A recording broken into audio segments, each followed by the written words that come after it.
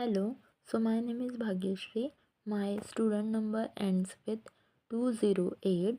So based on the selection rules, the countries I will be discussing is Japan, Belgium and USA. So in this presentation, I will be talking about whistleblowing laws, real whistleblower cases and leadership profiles in each countries. At the end, I will also be explaining how whistleblowing and leaderships are connected. So let's begin. So this is sub video 1A. I will be talking about the laws in USA first. The USA has strong laws that protects whistleblowers in both public and private sectors. So we will be talking about 2 points here. So first is Whistleblower Protection Act, that is of 1989.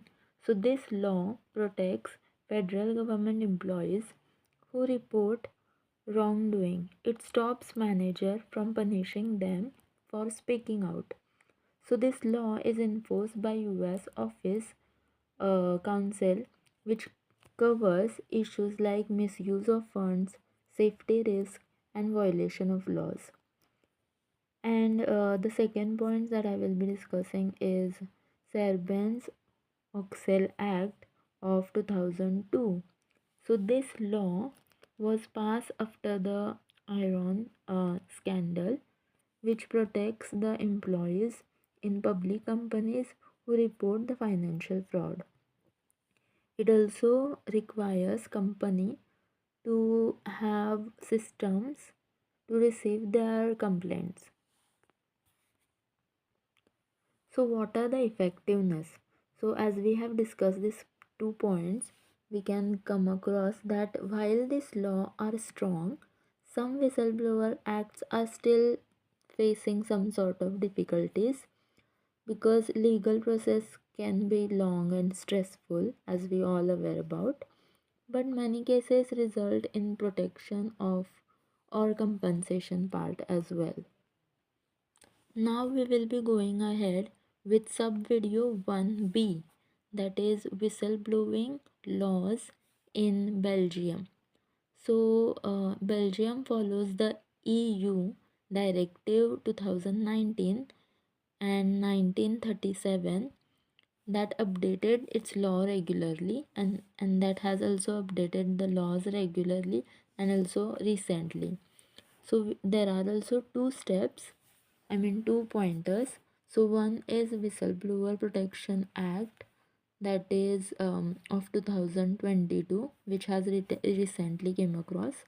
So this law protects people who report the problems in both public and private organization. It covers the areas of corruption, fraud, environmental crisis, and workplace safety.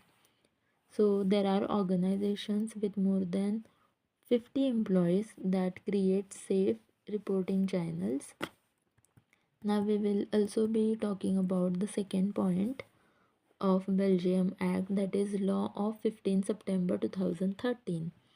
So this law protects uh, the federal public sector's rights. So it allows people to report their issues to the external federal committee so that they can also be safeguarded. So what are the effectiveness?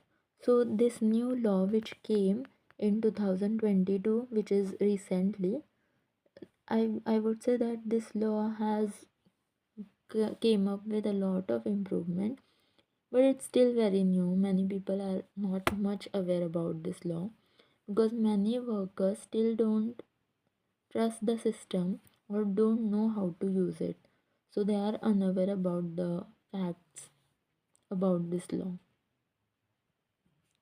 Now we will be discussing about sub video 1C, which is whistleblowing laws in Japan, which is our third country. So Japan's main law, there are two actually. So first is Whistleblower Protection Act, which came in 2004 and revised recently in 2022. which protects the employees who report the serious issues like fraud, safety violation, environmental problems.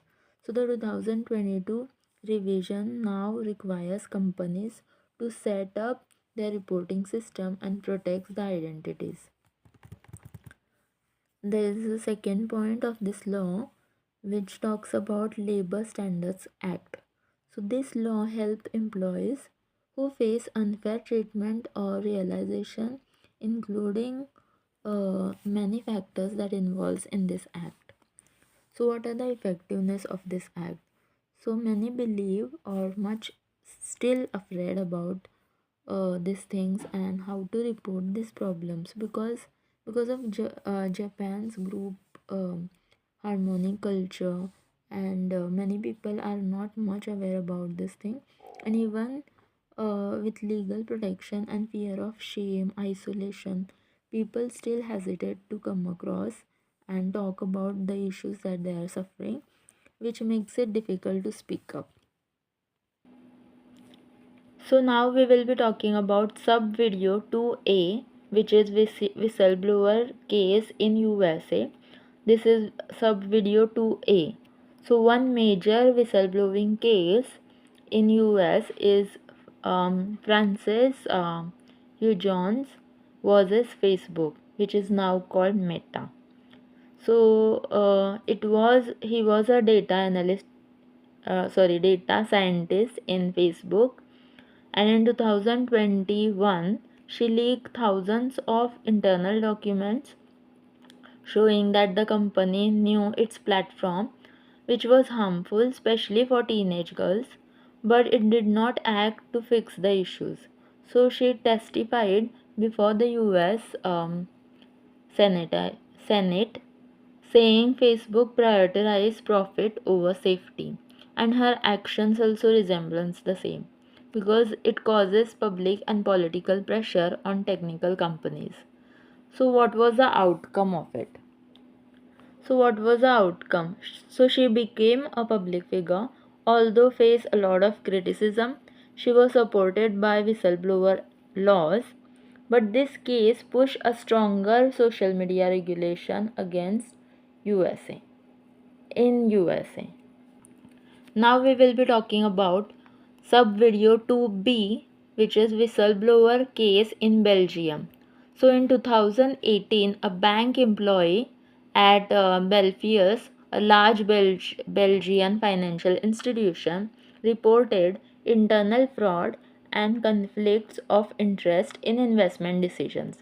So this case was handled by internal channel channels, and due to Belgium's new law and regulation, the whistleblowers remain like uh, confusing, and it was can't be pretended. So the company later reviewed its ethics policies. So the outcome was really surprising because though there was no heavily it was publicized. This case helped to shape the Belgium support for EU and how it reforms. So it also shows that there are a lot of channels that can work well. So I would like to mention here that this information was through, like, I have taken the sources from Transparency Belgium report, which was published in 2019. Now we will be talking about sub video 2C, that is whistleblower case in Japan. So this is the sub video 2C. So in 2016, a professor at University Tokyo, Dr. Takeda, he exposed a misuse of research funding in his department because he reported that the university used to use grants for improper purposes. Instead of solving the issue, the university ignored him. So he later left the university because he was really under pressure. So this video information that I have taken for videos to see, it was from the source Japan Time in 2016. So what was the outcome of it? So the outcome was the case has led to a public discussion about academic corruption, but the whistleblower suffered, he suffered personal consequences, because it shows that more protection and cultural change are needed in Japan, because it was ignored this time. Now we will be talking about part 3 of this video, that is sub video 3a of Barack Obama of USA. So this is sub video 3a. I choose Barack Obama, who was a former president of USA. He is respected worldwide for his ethical and inclusive leadership. His leadership profile was surrounded and consist of a lot of things, that is vision. He promoted unity, healthcare reform, clean energy, then integrity. So he had very few scandals during his when he was a president. Then there is a good example that he always has been very calm and very professional when it comes to acting, or having any responsibility. Then he always had a clear goals. He always used to have a clear initiatives, like Affordable Care Act. Then he used to encourage others, like he used to inspire young people, future leaders. Then he has a really good accountability as a leader, because he used to take the responsibility even in difficult times. And he used to have a challenging um, situation. He has been facing challenging situations, but he always have that dignity and authority in himself. So he has come across very difficult situation, and challenge the system for healthcare and equality. Then another point that I would like to add up here is ethical guidance. So he used to frequently speak about doing the right things. Then internal control, that he has always been very confident and focused on his long-term goals. Then I will be talking about how he believe in cooperation over manipulation. So about his profile, that I have taken a source from Obama Foundation, which is a BBC profile in White House archives. So I've taken the references to talk about his profile in this video. Now we will be moving ahead with sub video 3b, that is Ursula Leyen of Belgium, that is EU. So this is a sub video 3b. So while not Belgium, Ursula Leyen is a president of European Commission, which is based in Belgium. She led key reforms on whistleblower protection across the EU. So her leadership profile is also very interesting. So she has always has that mindset and vision in herself, which is Green Deal, digital transformation. She has also been working on COVID recovery things.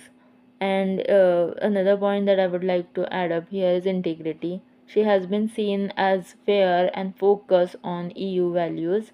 Another good example is she has promotes transparency and ethics. Then she always had clear goals, like clear plans for health and economy and environment. She also have been encouraging others, like she used to motivate EU countries to follow the ethical standards, which is a must thing for any leader. Then accountability again. So she also has been communicating openly with press and citizens, so that people can have the open discussion about a lot of topics that should be covered. Then she also have been facing challenges authority, like enforce rule of law even against powerful member states. She also have been working on ethical guidance, like pushes for fair laws and human rights. Another factor that I would like to add up here is internal control. So she has always been very highly disciplined. And another trait is she has been using very low democratic processes. So about her profile, I've taken a source from European Commission website, that is Politico Europe. So I've taken couple of information and pointers about talking about her profile, and this was the source, European Commission website. So now we will be moving ahead with sub video 3C, and we will be talking about Shinzo Abe from Japan. So as we all know that this is a sub video 3C, I choose Shinzo Abe, who has been a late Prime Minister of Japan. He served 2 terms and led many reforms. He also have been a great leader, and if I talk about his leadership profile, then there are also a lot of pointers that I can cover. So let's start with his vision. He has introduced Abenomics to boost the economic of Japan. Then we'll talk about integrity. He also have faced scandals related to school donation, but he has denied wrongdoing. Then another good example that I can put up here is he has promoted tradition and strong leadership. Then he also has that clear idea and goals as a president, which he wanted to make Japan a stronger global power. And another factor is he also have been encouraging others. He has been focused more on performance than teamwork. Then like he used to motivate his teammates, the people around him, about like doing something good for the country. And then we'll talk about accountability. Like he has resigned due to health and pressure, and the challenges authorities. He tried to change the Pacific constitution. Then there is another point is ethical guidance. So he also have faced mixed and promoted economic reform, but had ethical crisis. Then there is internal control. So he has been very focused and strategic when it comes to be a leader. Then there is a trait for medium. He used like political power very effectively. He has not mislead any such law. So about talking about his profile, I have taken a guidance and reference from the source called NHK World BBC News of Japan Times. So if I have to just quickly review again the leaders that I have choose based on the countries that has been assigned to me as per my student number. So first was a leader from USA, Barack Obama, who has been a former president. The reason I chose him is because he's widely recognized for his leadership and ethical views. He has also been very inclusive um, when it comes to have a vision. Then he also have been very calm under difficult situations and under pressure. And as a president of USA, he has been there from 2009 to 2017, which is a very long period of time. He navigated crises like financial collapse. Then he passed landmark reforms like Affordable Care Act. So, so his leadership profile has always been very strong. He promoted inclusive America. He pushed healthcare reform, climate change action, education, and his "Yes, we can" like motivational sentence that also has been hope across generation, and that is, I think, the most big thing. Then he has been very integral part of the judicial system as well, because he has been his administration quality had relatively like made headlines because he made transparency key value, and it was relatively few personal scandals also he has been uh, facing.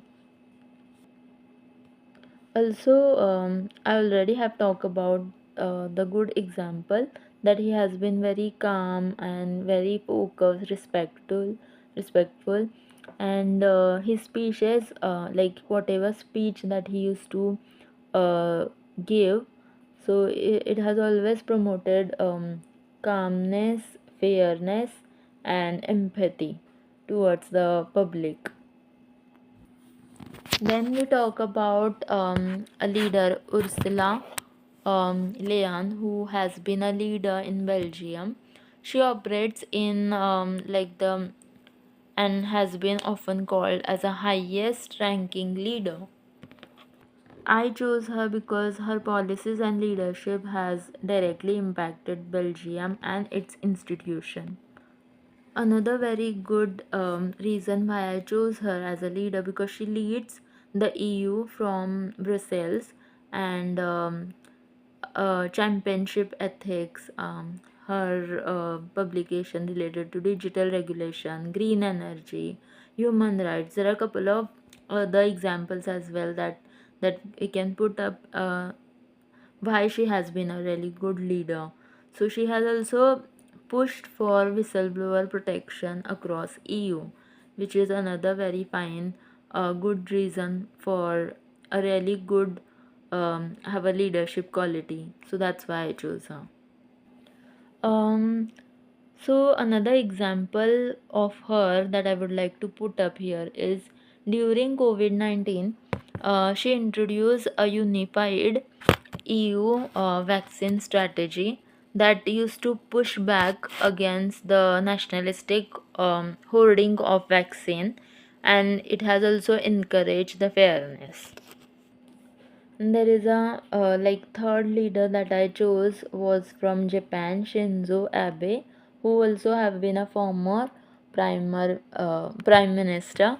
So the reason why I chose him, because he also have been Japan's longest serving prime minister, because he has been ruling it from 2006 to I think 2022, 2020. He led Japan through the economic crisis, reform, national defense changes. So he also have been a really good leader because he has that vision that promoted Abenomics to revive Japan's economy and make Japan more assertive global power across other countries. So he also have been presented as a calm and composed and steady personality when it comes to be a good leader or a president. And another example was in 2014 that Abe interpreted Japan's constitution to allow the military support for the public protest, which was a bold move, but ethically it was debated. Hi, so now we are discussing the last pointers, that is sub video 4, a discussion like how whistleblowing is leadership. This is a sub video 4. So in this part I want to explain why. Now we are coming to the last part of the video. So I want to explain here why I believe that whistleblowing is not just an action but it's a leadership behavior. So as we have came across about the example of Francis Hujon, who exposed Facebook, and now we are going ahead with the point number 2, that is whistleblowers challenges authority. Sometimes doing right thing means going against the powerful people, like even if it's your senior, your boss, institution, government, but anybody who is thinking about his rights or something which is right, then he or she should not be afraid about um, to challenge the authority. If something is unfair or harmful, then you should just speak about it. Because in Japan, whistleblowers like Dr. Takeda, he exposed the misuse of research funds that used to be in universities. Even though Japan's cultures value group harmony, but still he took a stand and action against this. That takes a lot of courage and strength, and it also makes that person a very good leader. So this was a source from Japan Time in 2016. There is a third pointers that I would like to say is whistleblowers take personal risk. So being a whistleblower is not easy, as we have discussed so many things about it. So people can lose their jobs, they can face the public criticism, they can get isolated at work, like many people might get against them. But irrespective of whatever the consequences will be, somebody or someone should just speak up, at least speak up, because they want to protect others and their own rights, or to fix the broken system. The same example that I would like to mention here is in Belgium. The government has passed new rules in 2022 to protect whistleblowers, but this shows that the country is starting to see whistleblowers as not as a troublemakers. They are accepting it, but as a people like who help to improve the organization. So this was the point that I have taken. So the source was Belgium official Gazette website. Point number 4 is leaders make whistleblowing safer. So as we know that good leaders create environments where people feel safe, safeguard, supported. If they see something wrong, they can come up and speak about it. And there should be someone who should listen to their complaints, or whatever the suggestion they might have. Everything should be taken correctly and seriously, so that those situations or problems can be fixed, instead of just punishing people for speaking up. So there's a very good two example that I've already mentioned is of Barack Obama, who encouraged transparency, accountability in his government, and another is leader Ursula Leyen, who push a stronger whistleblower protection against, across the Europe. So these two leaders help to shape the system with their honesty and ethics, which has to be valued.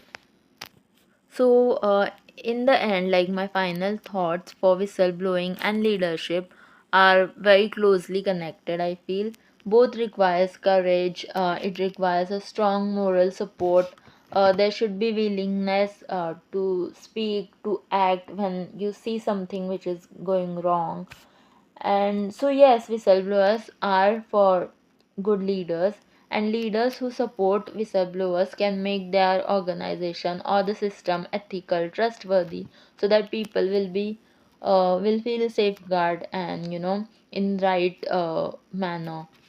So yeah, so to close or to sum up the presentation, I would like to just conclude that this presentation, this assignment has really taught me a lot about this act, and the things that I've explained so far, like why it is important to create a better and honest world, because everybody has a right to come up with their suggestion, or to support their thoughts. And there should be someone who should encourage people to speak up, not just to generate any complaints, but just to have that discussion, open discussion. There are a couple of references that I have taken that will be in a Word file, and I will be attaching with this assignment. Um, so yeah, there are references that I've taken to complete this presentation, and thank you so much for watching.